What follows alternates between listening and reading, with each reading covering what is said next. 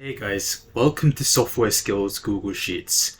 So today we're looking at text wrapping.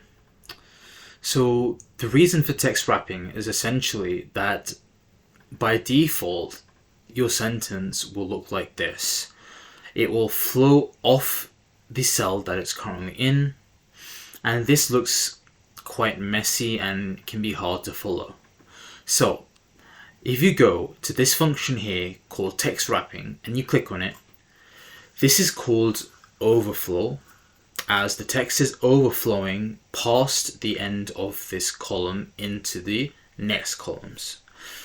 Instead of that, you can click on wrap, and by doing that you can see that the sentence just continues underneath here, and that's a lot neater and easier to follow through with.